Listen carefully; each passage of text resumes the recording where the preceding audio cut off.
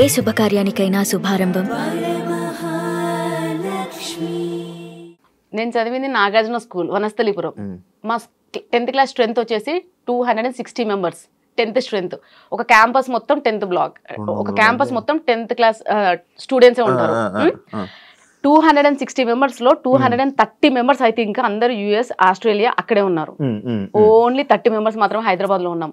అందులో ఇంకా 200 మంది ఐ థింక్ 100 మెంబర్స్ కి ఏమో పెళ్లిళ్ళు అయినాయి. ఇంకా ఎవరికి పెళ్లిళ్ళు అవ్వలేదు. అందరు లైఫ్ ని చిల్ అవుతూ ఎంజాయ్ చేస్తూ అంటే ఐ మీన్ అదర్ కంట్రీస్ లో వెళ్ళి అలా సెటిల్ అయ్యారు. ఇక్కడ ఉన్న 30 to 40 మెంబర్స్ మాత్రమే ఇలా పెళ్లిళ్ళు చేసుకొని పిల్లలు.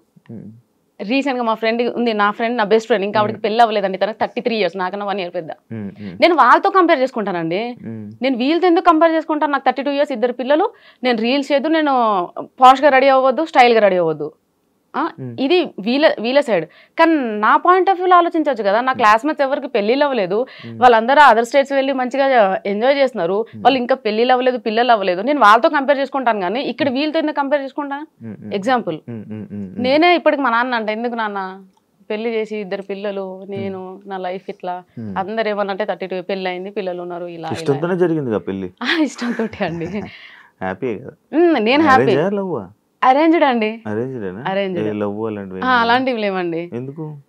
అయ్యో రాబా, నేను అసలు పెళ్లి కాగా ఉంది నన్ను చూస్తే ఎవరు చూడకపోయేవాళ్ళు. నేను బాయ్లో ఉండేదాన్ని. అంటే ఎప్పుడు షర్టు ప్యాంట్లు షార్ట్లు ఇట్లా.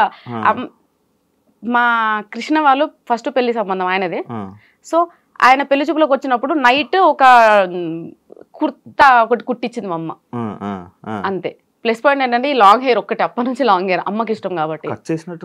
లేదండి, ఓ స్టిల్ పెద్దగా. సో లైక్ అంతే, అబ్బాయిలా ఉన్నది కాబట్టి ఎవరు నన్ను అమ్మాయిలా ట్రీట్ చేయలేదండి. ఎక్కువ హెయిర్ ఉన్న అమ్మాయిలకి పొగరు ఎక్కువ అంటారు. అయ్యో, నన్ను చూస్తే ఎలా అనిపించింది శివ? కంప్లీట్ గా నేను విన్నది, మీరు కూడా వినే ఉంటారు కదా, హెయిర్ ఎక్కువ ఉన్న అమ్మాయిలకి పొగరు ఎక్కువ, యాటిట్యూడ్ ఎక్కువ అంటారు. నిజంగా చెప్పాలంటే నాకు ఒకప్పుడు ఉండేనండి ఆ పొగరు యాటిట్యూడ్. సెలబ్రిటీ అయ్యాక తగ్గిందా? సెలబ్రిటీ అయ్యాక మొత్తం పోయిందండి. ఎందుకో నాకు తెలియదు నిజంగా. నేను చాలా డౌన్ టు ఎర్త్ అయిపోయాను. కోపం రావట్లేదు, ప్రశాంతంగా ఉంటున్నాను. ఎందుకో అండి నాకు యాటిట్యూడ్ లేదు ఇప్పుడు. ఇప్పుడు లేదు. ఇప్పుడు కూడా కాళ్ళ మీద కాలేసుకున్నాను, యాటిట్యూడ్ అనుకోకండి. కొంచెం కంఫర్ట్ గా ఉందని కూర్చున్నాను. నేను దాన్ని అసలు మీరు వేసుకున్నట్టు కూడా కనబడట్లేదు నాకు. శారీలో కప్పడిపోయింది. అంత బాగుంది, మంచిగా వ్యూస్ వచ్చాయి, అంత బాగుంది. కొడుకుతో అలాంటి వీడియోస్ ఎందుకు చేస్తున్నావు అని చెప్పి కామెంట్లు, అసలు ఫస్ట్ స్టార్టింగ్ నాకు తెలిసి నెగిటివిటీ అక్కడి నుంచే స్టార్ట్ అయిందేమో అని అనుకోవచ్చు. ఒక కొడుకుతో అలాంటి వీడియోలు ఎవరైనా చేస్తారా అని చెప్పి, దానికి మీ కామెంట్ ఏంటి? ఇన్స్టా ఈజ్ ఫర్ ఎంటర్టైన్మెంట్ అండి, అంతే. ఎంటర్టైన్ చేయడానికి వచ్చాము. ఏ సాంగ్ మంచిగా అనిపిస్తే ట్రెండింగ్ లో ఉంటే ఆ సాంగ్ తీసుకొని చేసాం తప్ప ఈ సాంగ్ చేస్తే ఇలా వీళ్ళు ఫీల్ అవుతారు నేను అంత డెప్త్ గా కూడా ఆలోచించలేదు శివ. నేను ఆలోచించాను కూడా. మరి మీకు ముందే తెలిసిపోతాయి కదా, ఎక్స్పెక్ట్ చేస్తాను. నేను ఇలా ఎక్స్పెక్ట్ చేయలేదు శివ. అంటే మరీ చిన్న చిన్న కూడా ఎలా తెలుస్తాయిలే, పెద్ద పెద్దవి ఏమన్నా నాకు తెలిసిపోతుంది సిమ్టమ్. సో నార్మల్ గా మా అబ్బాయి అంటే సొంతం నా కొడుకు కాదు, అక్క కొడుకు. అక్క కొడుకు కాబట్టి వాడు వచ్చి పిన్ని రీల్ బాగుంది చేద్దామా, ఓకే నేను రెడీ అయినాను కదా చేద్దాం, అంతే అక్కడి వరకే. కానీ వీళ్ళు దాన్ని ఎక్కడికి తీసుకెళ్లారంటే, అయ్యో బాబాయ్ వాడితో రీల్స్ చేయడమే స్టాప్ చేసేసా. ఇంకా వీళ్ళు తెచ్చిన నెగటివిటీకి. మీకు డాన్స్ ఇష్టమా? ఇష్టం అండి. ఎప్పుడు నేర్చుకున్నారా ఏమైనా? ఏం నేర్చుకోలేదు. మరి ఎలా వచ్చింది? ఊరికే టైం పాస్ అంతే.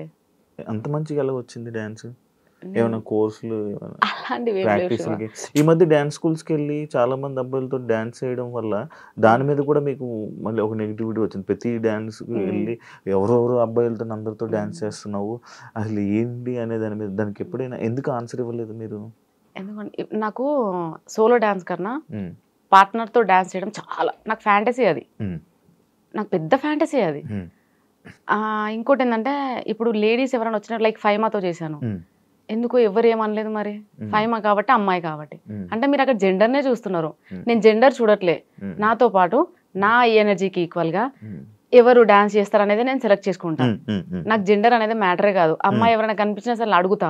కానీ బేసిక్ గా చాలా మంది ఇన్ఫ్లుయెన్సర్స్ నా పేజ్ని చూసి భయపడి కొలాబ్ అవ్వడానికి భయపడతారు, ఎందుకంటే మన దాంట్లో నెగిటివిటీ ఎక్కువ కాబట్టి. అండ్ ఇంకోటి ఏంటంటే, స్టూడియోస్కి వెళ్ళి డాన్స్ చేస్తున్నానంటే నాకు అవన్నీ ప్రమోషన్ సాంగ్స్. నేను స్టూడియోకి వెళ్ళి చేసిన ప్రతి ఒక్క సాంగ్ ప్రమోషన్ సాంగ్.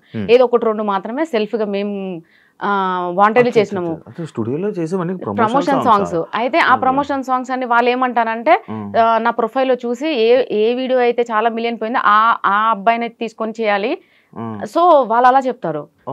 అలా నేను అక్కడ స్టూడియోకి వెళ్ళి నేను డాన్స్ రీల్ చేయాల్సి వస్తుంది.